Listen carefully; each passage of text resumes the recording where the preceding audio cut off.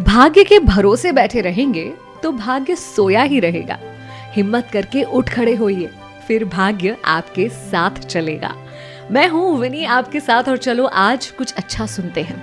सुनाती हूँ आपको रवि जी की कहानी। 50 साल उनकी उम्र हो चुकी थी और लगभग 2-2.5 साल से डिप्रेशन में थे। दुखी रहते थे, उदास रहते थे, परिवार के साथ कहीं आते जाते नहीं थे। परिवार ने अपनी तरफ से सारी कोशिशें कर ली थी, लेकिन बहुत परेशान हो गए थे अब सब लोग। एक दिन रवि जी की धर्मपत्नी ने सोचा कि बस ऐसे कैसे काम चलेगा, अब हमें इनके लिए कुछ करना ही होगा। तो वो उन्हें ले गई एक काउंसलर के पास जो कि ज्योतिष भी थे।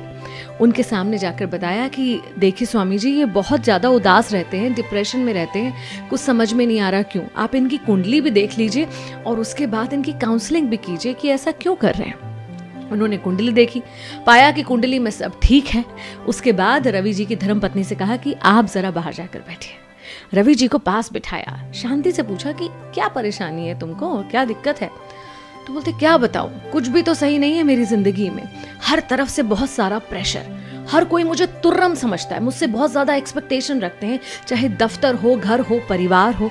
अब देखिए ना, जॉब की टेंशन, काम की टेंशन, कार लोन है, होम लोन है, बच्चों की पढ़ाई है, उनकी बड़ी बड़ी डिमांड्स हैं, पत्नी की डिमांड्स हैं। ये सब कुछ पूरा करते करते मैं थक जाता हूँ। ऐसा लगता है कि कुछ भी कर लूँ किसी को सेटिस्फाई नहीं कर पाऊंगा, और मुझे लगता है कि मुझे जितना काबिल होना चाहिए मैं उसके मुकाबले कुछ भी नहीं कर पा रहा हूँ। उन स्वामी जी ने उनकी बातों को ध्यान से सुना। उसके बाद पूछा कि आप कौन से स्कूल में पढ़ते थे। उन्हें बड़ा अजीब लगा कि मैं आज की बात कर रहा हूँ और ये कहाँ स्कूल के टाइम पे जा रहे हैं, मगर इन्होंने स्कूल का नाम बताया। उन्होंने कहा भाई साहब, आपको एक काम करना है, आपको मैं 1 महीने का समय देता हूँ, अपने स्कूल जाइए, वहाँ से 10वीं का रजिस्टर निकालिए। उन्होंने कहा 10वीं का रजिस्टर, वो कैसे? बोले आपको थोड़ी सी मशक्कत मेहनत उसके लिए करनी पड़ेगी, मगर वो रजिस्टर निकालिए और उसके बाद अपने सारे सहपाठियों से संपर्क करके जानिए कि आज कौन कहाँ है और क्या कर रहा है। उसके बाद आकर मुझसे मिलिए।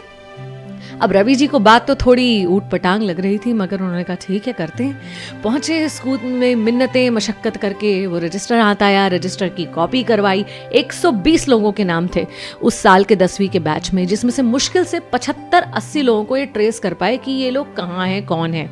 उनसे संपर्क करने की कोशिश करी तो चौंक गए भाई, उसमें से 20 लोग तो मर चुके थे।